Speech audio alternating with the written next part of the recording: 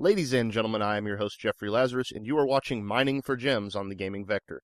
This is a show where we dig through the Xbox Live indie games catalog once a week in an effort to find the indie game gems on Xbox Live. On this week's episode, we're taking a look at Warped Retro. I have yet to play this game, so this will be a true first impressions. Now, it looks as though we have 4 different game modes here, and they look very reminiscent of some older arcade games you may have played. But while we're here, let's go ahead and take a look at the options first. Blur effects and music both on. No controller options, so we'll have to figure out the controls as we go. Let's just take a look at each of the game modes and see exactly what this game has to offer. Now, this is a $1 independent title on Xbox Live Arcade. So let's go ahead and jump into the first one here, Rocks, and see what this is. So move and shoot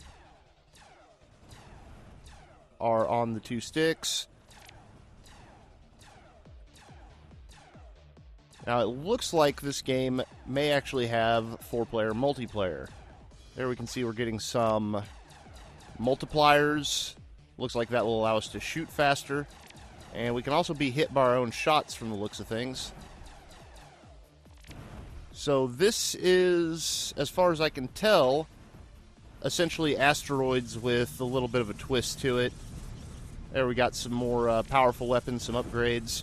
So this game mode plays very much like the original Asteroids did, except done in twin-stick shooter format.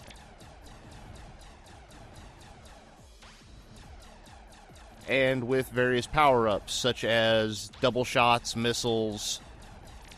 What is this down here? This is sort of a triple spread shot. And like I say, it also looks though it has 4-player multiplayer if what I'm seeing at the top of the screen can be believed.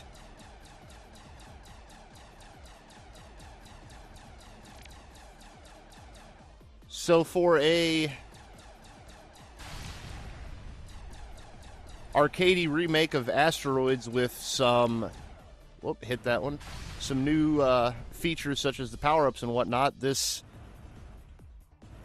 is actually pretty fun and pretty satisfying, I must say. Now, it is almost exclusively a rip-off, but it's a pretty fun rip-off nonetheless. So let's go ahead. Wow, this actually gets pretty crazy here in the later levels. This is only level 2, actually. So let's go ahead and drop out of here and take a look at one of the other game modes, Fortress. Now let's see what this is. It looks like these are all going to be kind of reminiscent of older arcade older arcade space shooters. Use your words. So same graphical style, same power-ups. I can't remember what the name of the game that this is kind of taking off of is, this particular mode, but I know that I've played it.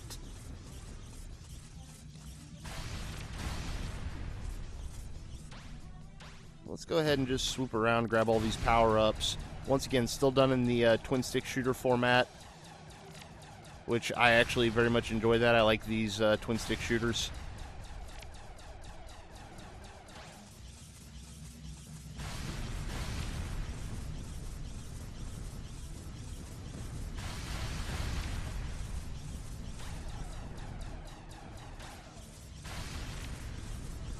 So nothing really new or great in here, but it's a pretty solid game. The controls work as you would expect them, especially for a twin-stick shooter.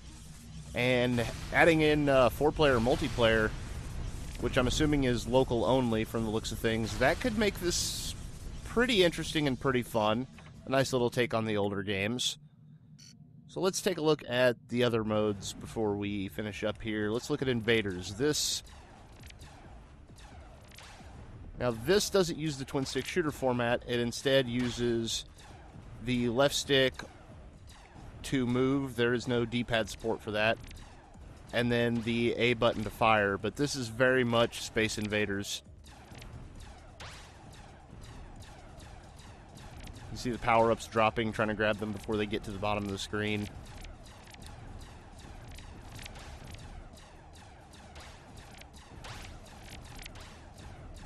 So we're just going to grab everything as it falls here.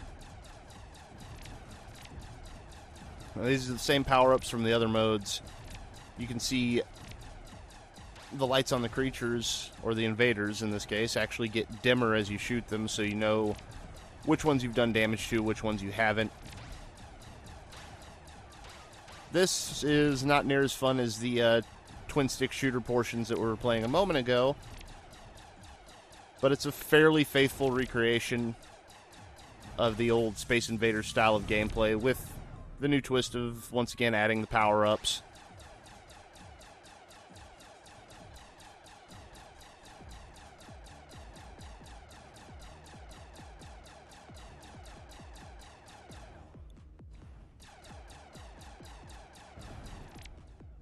So once we kill this last enemy, there we go, straight to level 2. There's no break in between levels.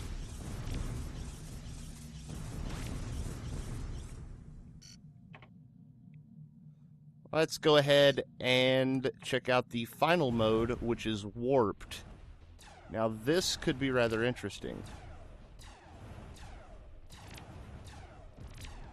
Now this, I've got to say, I'm not really a fan of. They took all of the different games and kind of melded them into one,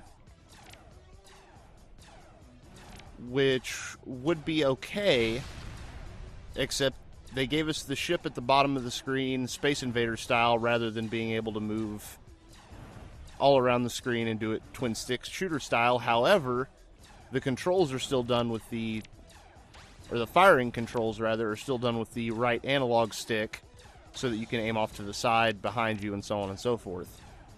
It's an interesting choice, but I would have to say probably the weakest mode of the game, just from the little bit I've played so far.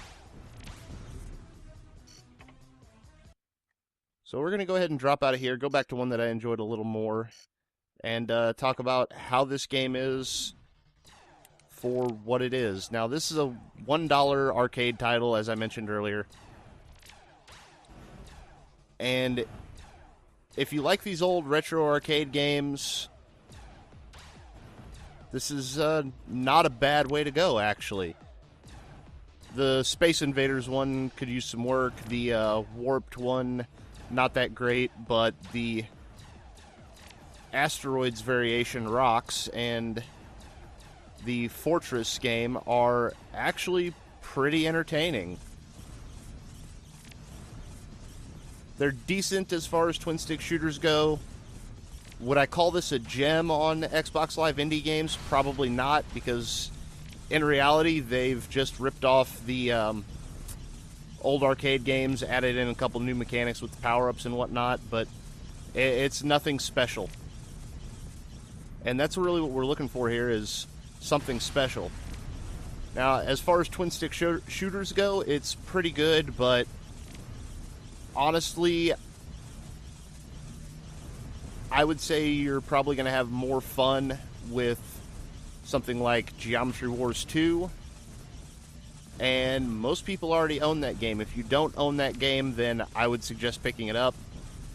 If you don't have the money to pick it up, this is not a bad alternative, and for $1, it's a pretty solid game, I must say. I'd like to see a little more variation, a little more innovation, but I'll be interested in what the creators of this game come out with next. So, with all of that being said, I have been your host, Jeffrey Lazarus, and thank you for watching The Gaming Vector.